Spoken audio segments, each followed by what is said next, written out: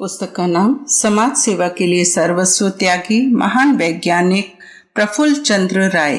लेखक वेदमूर्ति तपोनिष्ठ पंडित श्री राम शर्मा आचार्य। ऑडियो 3। यह शीर्षक है अन्य क्षेत्रों में समाज सेवा। अब से 40-50 वर्ष पूर्व भारत जैसे पराधीन देश में किसी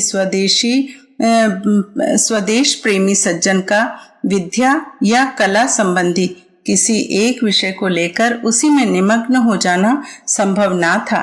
जैसा किसी बड़े नीतिकार ने कहा है, गुलामी या दासता की दशा में कितने भी बड़े गुण या योग्यता का कोई मूल्य नहीं समझा जा सकता, क्योंकि आपको सदा अपने स्वामी के सामने दबकर रहना पड़ेगा या उसके द्वारा अपमान सहना पड़ेगा। यही कारण है कि हमारे देश में लोकमान्य तिलक, गोखले, अरविंद, देशबंधु दास आदि महान विद्वानों और अपने देश में चमत्कारी सफलता प्राप्त कर सकने वालों ने अपना सम्मान युक्त काम छोड़कर राजनीति के हलचल पूर्ण क्षेत्र में प्रवेश किया। प्रफुल्ल बाबू यद्यपि ऊंचे शिक्षक पद पर कार्य कर रहे थे, जिसमें जीवन को बहुत शांति और आनंद से व्यतीत किया जा सकता है, पर देश प्रेम की भावना के कारण वे ऐसा नहीं कर सके, जैसा हम पीछे बतला चुके हैं। उनका आरंभ से ही स्वदेशी उद्योग धंधों की वृद्धि और उसके द्वारा भारतवासियों की आर्थिक दशा के सुधार की लगन थी। इसलिए सदैव किसी राजनीतिक आंदोलन और नेताओं से संबंध बनाए रखने रहते थे और अपनी परिस्थिति के अनुकूल कोई न कोई समाज सेवा का कार्य करते ही रहते थे।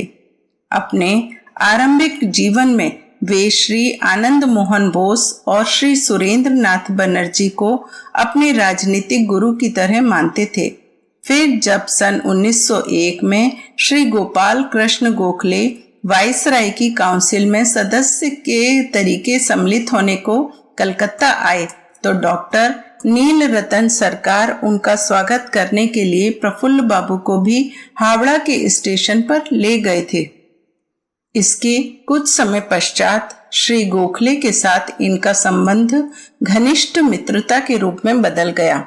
फिर जब सन 1901 के अंतिम भाग में गांधी जी कलकत्ता आकर श्री गोखले के यहाँ ठहरे, तो उन्होंने प्रफुल्ल बाबू के साथ उनका परिचय कराते हुए कहा, ये डॉक्टर प्रफुल्ल चंद्र राय हैं, जो एडिनबरा यूनिवर्सिटी के DSc हैं। प्रेसिडेंसी कॉलेज में इनको 800 रुपये वेतन मिलता है। यह ब्रह्मचारी हैं और हमेशा इसी प्रकार ब्रह्मचारी रहना चाहते हैं। उस समय गांधी जी केवल मिस्टर मोहनदास करमचंद गांधी के रूप में ही प्रसिद्ध थे। जब उन्होंने प्रफुल्ल बाबू को अफ्रीका प्रवासी भारतवासियों की दुर्दशा के संबंध में तमाम बातें सुनाई, तो इसके लिए कलकत्ता में एक सार्वजनिक सभा करने का विचार किया गया। गोखले जी ने भी अपनी सम्मति दे दी और तब अल्बर्ट हॉल ने प्रफुल्ल बाबू के नेतृत्व में ही सभा का आयोजन किया गया। उसमें गांधी जी ने अफ्रीका प्रवासी भारतवासियों की दुर्दशा का हाल जनता को सुनाया और साथ ही उसके प्रतिकारार्थ अपनी योजना भी प्रकट की। उसका आशय यही था कि सब प्रकार के कष्टों को सहन करके सत्य की रक्षा करना और द्वेष को प्रेम से जीत लेना। इसके पश्चात गांधी जी और प्रफुल्ल बाबू का संबंध दिन पर दिन प्रगाढ़ होता गया और जब गांधी जी ने सन 1921 में खादी आंदोलन आरंभ किया, तो प्रफुल्ल बाबू ही सबसे पहले वैज्ञानिक थे जिन्होंने खादी की उपयोगिता प्रमाणों द्वारा सिद्ध की। जब बंगाल में दीर्घकाल व्यापी बाढ़ का संकट आया और प्रफुल्ल बाबू तन मन धन से उसके निवारण करने में जुटे, तो उन्होंने पीड़ितों की सहायता का मुख्य आधार खादी को ही बनाया और उसे सफल बनाकर दिखाया। जिस प्रकार प्रफुल्ल बाबू यूरोप की दूसरी यात्रा से वापस लौटकर आए, उसके कुछ ही समय पश्चात भारत के तत्कालीन वाइसराय लॉर्ड कर्जन ने बंगाल को 2 भागों पूर्वी और पश्चिमी भाग में बांट दिया। इसमें उनका मुख्य उद्देश्य बंगालियों की एकता और बढ़ती हुई शक्ति को तोड़ना था। दूसरा गुप्त उद्देश्य यह भी था कि पूर्वी बंगाल में मुसलमानों की संख्या बहुत अधिक होने से वहां के शासन में उनकी प्रधानता हो जाएगी और बंगाल में हिंदू मुस्लिम वैमनस्य उत्पन्न होकर राष्ट्रीय भावना को चौपट कर देगा। इस प्रकार करजन अब से 150 वर्ष पहले वह चाल चली थी जो अंत में सन 1947 में पाकिस्तान के रूप में हमारे सामने चरितार्थ हुई। पर उस समय सभी प्रबुद्ध बंगालियों और उनके साथ अन्य प्रांत वालों ने भी इस विभाजन का जी जान से विरोध किया और उसके प्रतिकार के लिए एक विराट स्वदेशी आंदोलन छिड़ गया। जिस कार्य को अंग्रेजों ने बंगाल की एकता और राष्ट्रीय भावना को कुचलने के लिए किया था, उसका परिणाम यह हुआ कि संपूर्ण भारतवर्ष में एक अभूतपूर्व राष्ट्रीय जागृति उत्पन्न हो गई और स्वदेशी की ऐसी लहर आई कि जिसने अंत में इस देश में से अंग्रेजों के पैर उखाड़ ही दिए। अगला शीर्षक है भारतीय उद्योग धंधों में सहयोग। इस प्रकार सरकारी नौकरी में होने से यद्यपि प्रफुल्ल बाबू सरकार विरोधी उग्र आंदोलन में खुलकर भाग तो नहीं ले सके थे, पर उनकी हार्दिक सहानुभूति देशोद्धार के प्रत्येक कार्य से थी। स्वदेशी आंदोलन के फलस्वरूप लोगों का ध्यान भारतीय उद्योग धंधों की उन्नति की तरफ भी गया और इसके लिए वैज्ञानिकों की आवश्यकता प्रतीत होने लगी। प्रफुल्ल बाबू का ध्यान देशी उद्योग धंधों की तरफ आरंभ से ही था और इसी उद्देश्य से उन्होंने Bengal chemical and pharmaceutical works की स्थापना की। इस अवसर पर उन्होंने ऐसे युवकों को विशेष रूप से शिक्षित करना आरंभ किया जो विभिन्न प्रकार के व्यवसायों में उपयोगी सिद्ध हो सकें। उन्होंने स्वयं कई बड़े बड़े व्यवसायों में स्वयं भाग लेकर देश को स्वावलंबी बनने का मार्ग दिखलाया था। इस प्रकार के उद्योग धंधों में दी सोडपुर सल्फ्यूरिक वर्क्स, दी कलकत्ता पोटरी वर्क्स, दी बंगाल एनामेल वर्क्स, दी बंगाल स्टीम नेविगेशन कंपनी, दी बंग लक्ष्मी मिल्स आदि नाम लिया जा सकता है। वे इन सबके डायरेक्टर बोर्ड में सम्मिलित थे और उत्साहपूर्वक इनकी वृद्धि के लिए उद्योग करते थे। कलकत्ता पोट्री वर्क्स की स्थापना किसी उद्योगशील सज्जन ने सन 1901 में की थी, जब उनको संथाल परगना में खोज करते हुए एक स्थान पर चीनी मिट्टी मिल गई थी। वर्षों तक यह कार्य एक छोटे प्राइवेट कारखाने के रूप में चलाया जाता रहा, पर सिवाय थोड़े बहुत घाटे के लाभ का कोई लक्षण दिखाई न दिया। सन 1919 में इसे 10 लाख मूलधन की लिमिटेड कंपनी के रूप में संगठित किया गया। प्रफुल्ल बाबू ने इसकी प्रगति के लिए काफी परिश्रम किया, पर विदेशी कंपनियों की प्रतियोगिता में यह नाम मात्र का भी लाभ कमा सकी।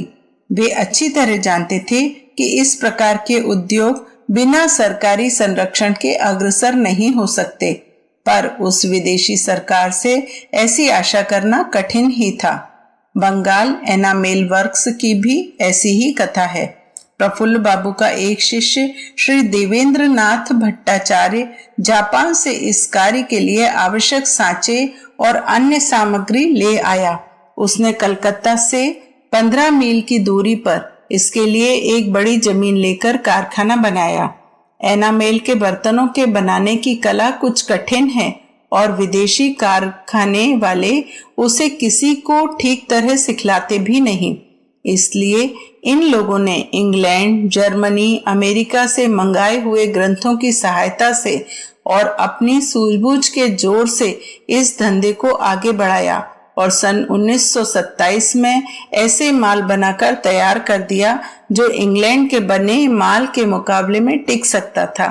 इस संबंध में कंपनी की स्थिति पर विचार करते हुए प्रफुल्ल बाबू ने लिखा था कि इंग्लैंड जैसे उद्योग प्रधान देश में भी सरकार ने एनामेल के कारखानों के सहायता के लिए विदेशी एनामेल के माल पर 25% रक्षणात्मक कर लगा रखा है। पर भारत में सर्वथा नए उद्योगों को जापान और जर्मनी जैसे जबरदस्त प्रतियोगियों का मुकाबला कर अपने साधनों से ही करना पड़ता है। उनकी सरकार अथवा बैंकों की तरफ से कोई विशेष सहायता नहीं दी जाती। बंगीय स्टीम नेविगेशन कंपनी का उदाहरण और अधिक आंखें खोलने वाला है। उस समय तक यह कार्य मुख्यतः अंग्रेज कंपनियों द्वारा ही किया जाता था। जब प्रफुल्ल बाबू और उनके साथियों ने एक भारतीय जहाजी कंपनी स्थापित की तो अंग्रेजी कंपनी वालों के पेट में चूहे कूदने लगे और उन्होंने यह चेष्टा की कि किस प्रकार उसे इतनी हानि पहुंचाई जाए जिससे उसका अंत हो जाए। इसलिए जितनी दूरी का किराया स्वदेशी कंपनी 1 रुपया लेती थी, एक जबरदस्त अंग्रेज कंपनी ने उसी का किराया घटाकर 1 आना कर दिया। वह तो स्वदेशी कंपनी में 2-4 ऐसे साधन संपन्न व्यक्ति थे जो हानि उठाने को भी तैयार हो गए, अन्यथा यह कंपनी कुछ महीने में ही खत्म हो जाती। ठीक ऐसी ही घटना मद्रास में भी हुई थी। चिदम्बरम पिल्ले ने स्वदेशी टीम नेविगेशन कंपनी खोली थी। अंग्रेज कंपनियों ने उसकी प्रतियोगिता करने के लिए अपना किराया इसी प्रकार रुपया से 1 आना कर दिया और फिर तरह तरह के अभियोग लगाकर श्री चिदम्बरम को जेल भी भिजवा दिया। इस तरह की घटनाएं बतलाती हैं कि विदेशी शासन में देश की औद्योगिक उन्नति करना कितना कठिन था। वे लोग पहले अपने देश वालों के लाभ का ख्याल रखते थे और ऐसे ही कायदे कानून बनाते थे जिससे उनको सुविधा मिले। वे जानते थे कि यदि इस देश के निवासी उद्योग धंधों में अग्रसर हो गए तो विलायत के कारखाने वाले और मजदूर भूखों मरने लगेंगे। प्रफुल्ल बाबू इन सब बातों को खूब समझते थे, तो भी उन्होंने देश में नए नए कारोबार का बीजारोपण किया और किसी प्रकार का लाभ ना होने पर भी उनको पूरे श्रम और लगन से चलाया। इतनी तरह की बाधाएं और साधनों की अल्पता होते हुए भी उन्होंने अनेक उद्योग धंधों को और विशेषतः बंगाल केमिकल वर्क्स को किस प्रकार सफल बनाकर दिखा दिया। इसकी विवेचना करते हुए एक लेखक ने बताया है कि प्रथम तो वे एक बहुत बड़े वैज्ञानिक थे और स्वयं समस्त गुत्थियों को सुलझाने में सामर्थ्य रखते थे। दूसरी बात यह है कि उन्हें योग्य साथी भी मिले। याद रखना चाहिए कि कोई व्यक्ति अकेला एक बड़ा काम नहीं कर सकता, इसके लिए उसे दूसरों की सहायता की आवश्यकता होती है। तीसरी बात यह थी कि उनके सामने उद्देश्य था कि देश की सेवा ना कि मुनाफा करना। कहा जाता है कि जिन दिनों बंगाल केमिकल का कारोबार घुटनों के बल ही चल रहा था और थोड़ी पूंजी से काम चलाया जा रहा था, किसी गलती के कारण एक सिरप की 200 शीशियां खराब हो गईं। कंपनी के कर्मचारियों ने प्रफुल्ल बाबू से कहा, उस सिरप में मामूली खराबी है, आप चिंता ना करें, हम इसे आसानी से चला लेंगे, खरीदारों को पता भी नहीं लगेगा, बहुत मामूली नुक्स है। पर आचार्य राय की विचारधारा इससे भिन्न थी। ऐसा करना जनता के साथ विश्वासघात करना होगा। हम कभी जीते जी ऐसा धोखा चलने नहीं देंगे। बस उन्होंने उसी समय उन 200 शीशियों को मंगाया और अपने सामने नाली में डलवा दिया। उन्होंने इस विषय में किसी पर विश्वास नहीं किया। उनके विचारानुसार विज्ञान का उद्देश्य जनता की सेवा करना था, ना कि उसे ठगना या लूटना। अगला शीर्षक है university college of science. Prafulla Babu देश हित की दृष्टि से ही विज्ञान की आराधना करते थे। इसका एक प्रमाण यह भी था कि जिस काम में उनको विज्ञान की उन्नति और प्रचार की संभावना जान पड़ी, उसी को उन्होंने अपना लिया। इस काम में उन्होंने कभी व्यक्तिगत हानि लाभ की चिंता नहीं की। जिस समय वे प्रेसिडेंसी कॉलेज में प्रोफेसर का कार्य कर रहे थे, उनको राजशाही कॉलेज में प्रिंसिपल पद के लिए बुलाया गया। यह पद वेतन और सम्मान की दृष्टि से प्रोफेसर के पद की अपेक्षा ऊंचा था, पर प्रफुल्ल बाबू ने यह सोचकर कि छोटे नगरों के कॉलेजों में विज्ञान की शोध खोज करने के उतने साधन नहीं मिल सकते जितने कलकत्ता के प्रेसिडेंसी कॉलेज में प्राप्त हैं, उस प्रस्ताव को अस्वीकार कर दिया। पर जब कलकत्ता यूनिवर्सिटी ने सर टी.एन. पालित की सहायता प्राप्त करके एक स्वतंत्र विज्ञान कॉलेज खोला, जिसका उद्देश्य भारत में मौलिक वैज्ञानिक खोजों को उत्तेजन देना था, तो वे प्रेसिडेंसी कॉलेज को छोड़कर उसमें आ गए। उनको यही जान पड़ा कि यह केवल शिक्षक का ही पद नहीं है, वरन देश की एक बड़ी आवश्यकता की पूर्ति करने वाला पुण्य कार्य भी है। इसलिए यद्यपि वे उसमें 21 वर्ष तक काम करते रहे और नियमानुसार वेतन भी पाते रहे, पर उसमें से उन्होंने एक पैसा भी अपने लिए नहीं रखा। उस समस्त रकम को विज्ञान की उन्नति के लिए यूनिवर्सिटी को ही दान करते रहे। इस प्रकार उन्होंने विज्ञान कॉलेज को 2 लाख रुपए की रकम दान के रूप में दी। इसके साथ ही वे उस कॉलेज की उन्नति के लिए किस प्रकार तन मन धन से संलग्न रहते थे, इसका कुछ अनुमान उनके उस भाषण में से किया जा सकता है जो उन्होंने ब्रिटिश साम्राज्य के विश्वविद्यालयों का सम्मेलन के सम्मुख कलकत्ता यूनिवर्सिटी के प्रतिनिधि की हैसियत से सन 1926 में विलायत में दिया था। हमारे विज्ञान कॉलेज का अस्तित्व बंगाल के 2 महान पुरुषों की उदारता का कृतज्ञ है। इनमें से प्रथम हैं सर तारकनाथ पालित, जिन्होंने अपने मृत्यु से कुछ ही समय पूर्व उसके लिए 15 लाख रुपए का दान दिया। ये सज्जन केवल एक वकील थे और कलकत्ता विश्वविद्यालय को अपना सर्वस्व दान कर देने के कारण उन्हें अपनी संतानों को वारिस के अधिकार से वंचित करना पड़ा था। इन्हीं के जैसे दूसरे पुरुष थे स्व रास बिहारी घोष। ये भी वकील थे। इस पेशे में यह सबसे अग्रगामी और बुद्धिशील व्यक्तित्व माने जाते थे। इन्होंने भी लगभग अपना सर्वस्व प्राय 23 लाख रुपया विज्ञान कॉलेज को दे दिया। इस प्रकार भारतवासियों की तरफ से हमको सब तरह से सहायता प्राप्त हुई है और इस समय हमारे कॉलेज की संपत्ति 60 लाख रुपए की है। पर भारत सरकार ने हमारे लिए क्या किया? जब हम भारत सरकार या बंगाल सरकार के पास सहायता की प्रार्थना लेकर पहुंचे, तब हमको सदा एक ही जवाब दिया गया, रुपया ही नहीं है, कहां से दें। पर जब बहुत बड़ी बड़ी साम्राज्य विस्तार की योजनाओं को कार्य रूप में परिणत करना होता है तो कुबेर के भंडार खुल जाते हैं। मेरे हिसाब से हमको जितना सहायता मिलती है उसमें से 68% जनता की और केवल 2% सरकारी है।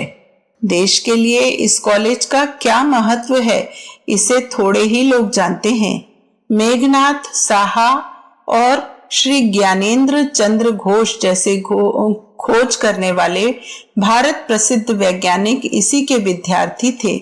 श्री C.B. रमन ने भी इसी कॉलेज में रहकर अपनी आकाश, शब्द, प्रकाश, रंग आदि के संबंध में वे महत्वपूर्ण खोजें की कि जिनसे उनका नाम संसार में प्रसिद्ध हो गया और भौतिक विज्ञान के लिए उनको नोबेल पुरस्कार दिया गया।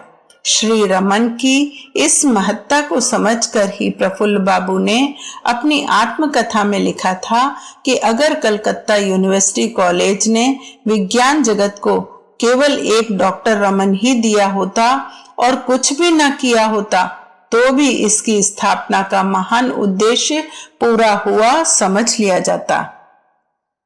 अगला शीर्षक, बाढ़ के समय सेवा कार्य। सन 1922 में उत्तर बंगाल में भयंकर बाढ़ आई। रेलवे लाइन के बांधों के कारण पानी की निकासी कम हो गई थी। इसलिए जब 7 दिन तक लगातार जोर से बरसात होती रही तो नदी नालों में पानी उमड़ने लगा और रेल की पटरी उससे डूब गई। जब यह समाचार अखबारों में छपा तो सुभाष बाबू जांच करने स्वयं वहां पहुंचे और स्थिति की गंभीरता को समझकर उन्होंने राष्ट्रीय कांग्रेस के कार्यालय, बंगाल युवक मंडल तथा प्रफुल्ल बाबू के पास तार द्वारा खबर भेजी। कलकत्ता की सभा में सभी वर्गों के लोग बड़ी संख्या में सम्मिलित हुए और एक सहायता समिति बनाई गई जिसके अध्यक्ष प्रफुल्ल बाबू ही थे। उन्होंने सहायता के लिए एक बड़ी धनराशि इकट्ठी की और यूनिवर्सिटी के प्रोफेसर तथा विद्यार्थियों में से स्वयं सेवक संग्रह करके यूनिवर्सिटी की इमारत में पीड़ितों की सेवा की व्यवस्था करने लगे। इस कार्य में उन्होंने कितना परिश्रम किया और असहाय लोगों की रक्षा की, इसका जिक्र करते हुए विलायत के मैनचेस्टर गार्जियन नामक समाचार पत्र में उसके अंग्रेज संवाददाता का जो पत्र छपा था उसमें कहा गया था, 2000 वर्ग मील के क्षेत्र में यह संकट फैला हुआ है। यद्यपि मरने वालों की संख्या 60 ही है, पर कई हजार घर गिर गए हैं और 12,000 पशु डूबकर मरे हैं। 500 वर्ग मील की समस्त फसल नष्ट हो गई है। जब यह संकट आया तब सरकार वहां से बहुत अधिक ऊंचाई पर दार्जिलिंग में बैठी हुई थी। अंत में उसने भी सहायता भेजी, पर लोकमत के दबाव से भेजी, नाराज होकर भेजी और अपूर्ण भेजी। कुछ भी हो, बंगाल की जनता पर उसका यही प्रभाव पड़ा। इस परिस्थिति में रसायनाचार्य सर पी.सी. राय ने आगे बढ़कर इस कार्य को अपने हाथ में लिया। जो काम सरकार को करना था उसको पूरा करने को उन्होंने जनता का आह्वान किया। लोगों ने उनके आदेश को प्रसन्नता पूर्वक स्वीकार किया और 1 महीने में 3 लाख चंदा जमा किया। धनवान स्त्रियों ने अपने गहने और रेशमी वस्त्र दे डाले और गरीबों ने अपने फालतू कपड़े फंड में जमा करा दिए। सैकड़ों नवयुवक गांवों में जाकर इस सामग्री को गांव वालों तक पहुंचाने के लिए स्वयं सेवक बन गए। जनता ने इस कार्य में जो इतना उत्साह दिखलाया उसका एक कारण तो यह था कि लोग विदेशी सरकार की अकर्मण्यता का पर्दाफाश कर देना चाहते थे। कुछ अंशों में इसका कारण पीड़ितों के प्रति सच्ची सहानुभूति भी थी, पर सबसे बड़ा कारण श्री प्रफुल्ल चंद्र राय का उल्लेखनीय व्यक्तित्व और उनकी प्रतिष्ठा ही था। वे विश्वविख्यात वैज्ञानिक थे। यद्यपि उनको कट्टर असहयोगवादी तो नहीं कहा जा सकता, पर वे पक्के राष्ट्रवादी हैं और सरकार की कठोर आलोचना करने वाले हैं। इसके अतिरिक्त वे सच्चे संगठन करने वाले और सच्चे शिक्षक भी हैं। मैंने एक यूरोपियन को यह कहते हुए सुना है कि अगर महात्मा गांधी केवल 2 नए पी.सी. राय तैयार कर लेते तो वे इस वर्ष में स्वराज्य प्राप्त कर लेते।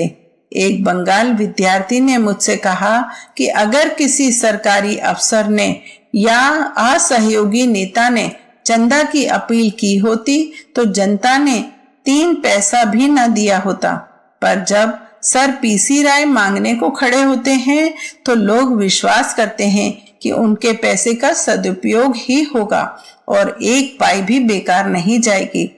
सन 1931 में फिर भयंकर बाढ़ आई, जो 1922 की बाढ़ से भी अधिक फैली हुई और नाशकारी थी। उत्तर और पूर्व बंगाल का बहुत बड़ा भाग उससे प्रभावित हुआ। इसमें भी सहायता कार्य का नेतृत्व प्रफुल्ल बाबू को करना पड़ा और उन्होंने बहुत अधिक सहयोग, संलग्नता और मितव्ययिता से इसको पूरा किया। अगला शीर्षक है सार्वजनिक जीवन और खादी प्रचार।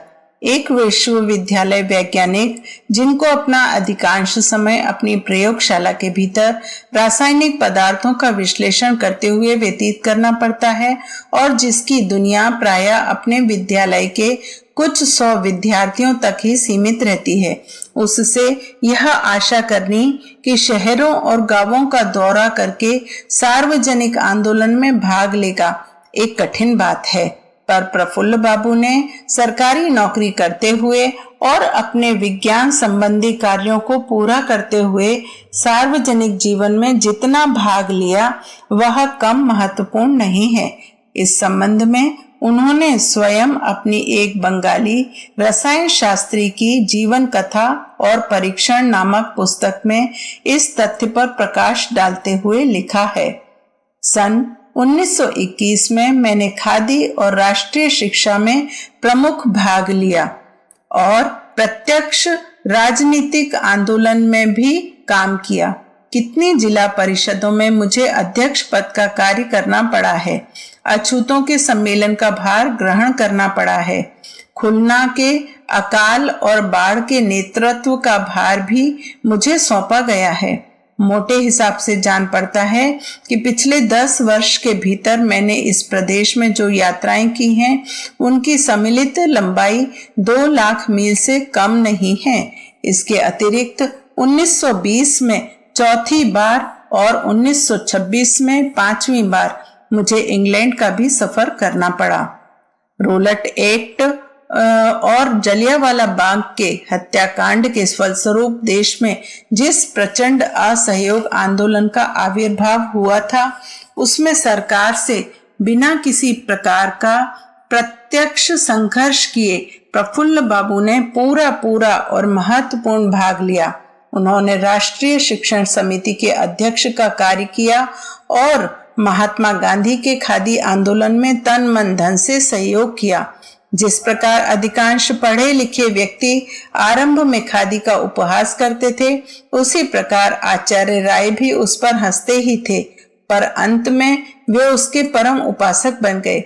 इस संबंध में उन्होंने अपनी आत्मकथा में लिखा है, खादी के संबंध में यदि मेरे पिछले 7-8 वर्ष के लेख और भाषणों का संग्रह किया जाए तो एक बड़ा भारी ग्रंथ बन सकता है, पर हमारे बुद्धिजीवी लोगों का एक दल जो क्रियात्मक या निर्माणात्मक कार्य कुछ भी नहीं करता और केवल आराम कुर्सियों पर पड़े पड़े हंसी मजाक में समय गुजारा करता है, उसकी उपेक्षा के भाव को दूर करने के लिए इस विषय में अधिक जोर देना आवश्यक है। चरखा केवल एक आशीर्वाद ही नहीं है, वरन अकाल का तो एक बीमा है। बंगाल के बाढ़ संकट के समय परीक्षण के लिए गांवों के निवासियों को 1000 चरखे दिए गए। 4-5 महीने के बाद ही वहां मनोसूत इकट्ठा हो गया। आसपास के बुनने वालों ने ही उसका कपड़ा तैयार कर दिया। इससे बुनकरों को भी सहायता मिली। यह कार्य इतना सफल सिद्ध हुआ कि सन 1931 में जब जूट की कीमत बहुत गिर गई तो उसकी खेती करने वाले किसानों ने चरखे की इतनी अधिक मांग की कि हम उसे पूरा भी न कर सके। रुपया द्वारा सहायता देने से तो देने और लेने वाले दोनों का पतन होता है, पर जब किसी को इस प्रकार का स्वतंत्र उद्योग बतला दिया जाता है तो उसका स्वमान कायम रहता है। चरखे का समर्थन वे केवल भावुकतावश ही नहीं करते थे, वरन अपनी विश्लेषण करने वाली बुद्धि से उन्होंने परिस्थिति का जो निष्कर्ष निकाला था उसके आधार पर वे तर्क द्वारा इसे सिद्ध करते थे।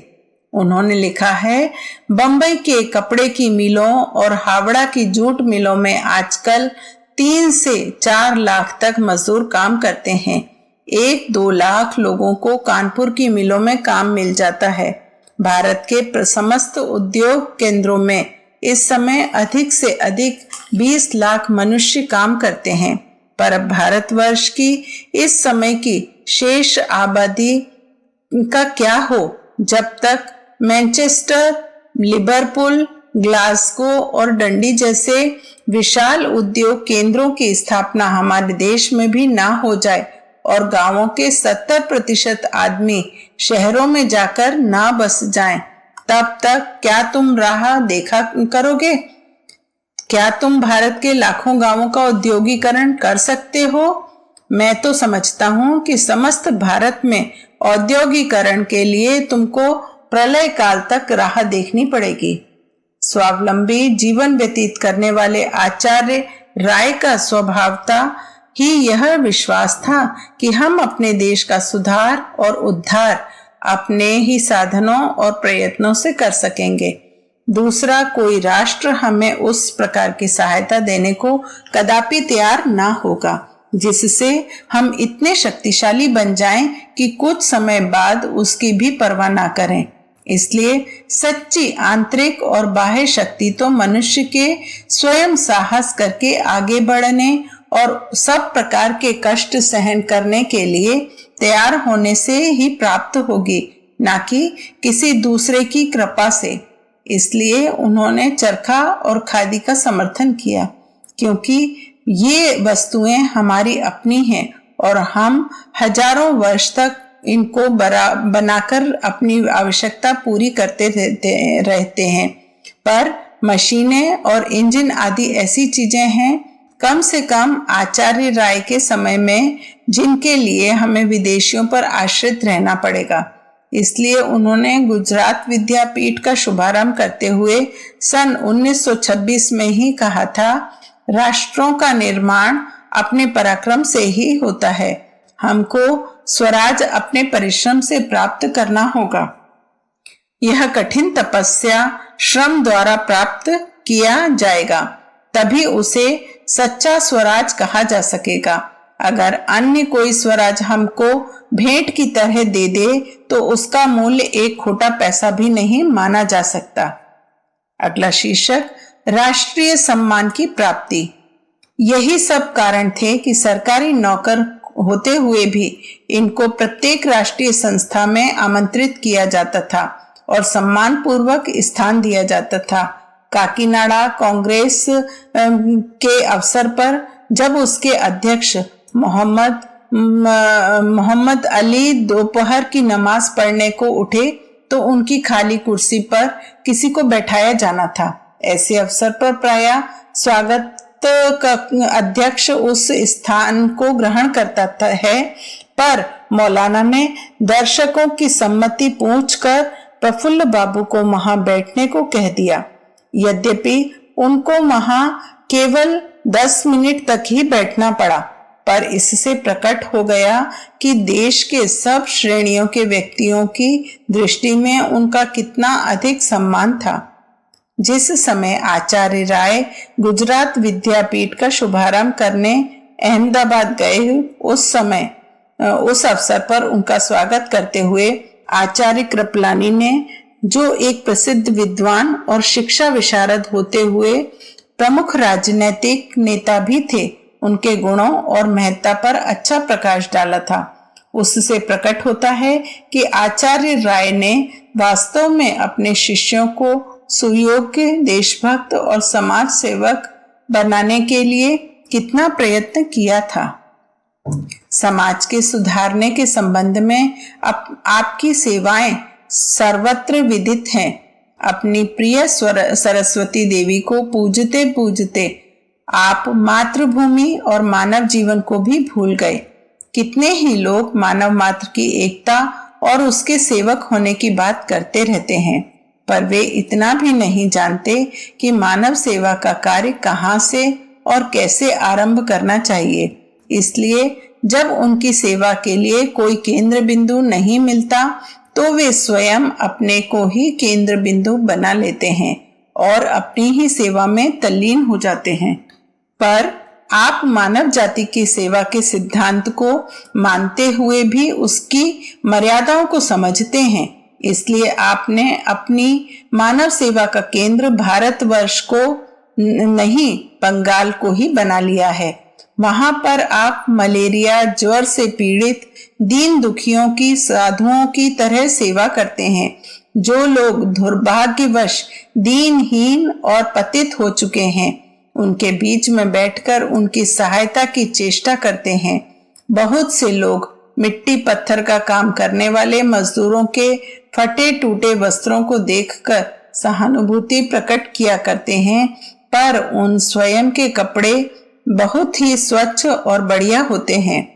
पर आपके कपड़ों को तो हमने उन्हीं दीन दुखियों की सेवा करते करते मैला हो जाते देखा है। आचार्य राय अपने शिष्यों को मित्र के समान रखते थे। वास्तव में वे उनके सम्मुख बालकों की तरह ही हैं, पर उदार हृदय प्रफुल्ल बाबू उनको किसी प्रकार छोटा नहीं समझते। वे उनके ऊपर प्रेम की वर्षा करते रहते हैं और इसके उत्तर में वे लोग भी अपने पूजनीय आचार्य से उतना ही अधिक प्रेम कर रखते हैं और सब प्रकार की सेवा करने को सदैव प्रस्तुत रहते हैं। इसलिए आचार्य राय के घर में एक भी नौकर चाकर नहीं रहता। उनके सब काम शिष्य लोग ही संपन्न कर देते थे।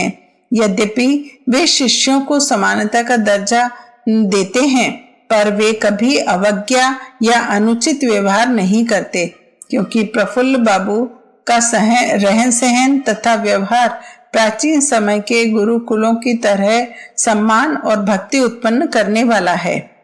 हम भी अगर हृदय से आकांक्षा करें तो अपने न्यूनाधिक साधनों से समाज सेवा द्वारा कोई न कोई ऐसा कार्य अवश्य कर सकते हैं जिससे हमारे जीवन अपनी और दूसरों की दृष्टि में सार्थक सिद्ध हो सके।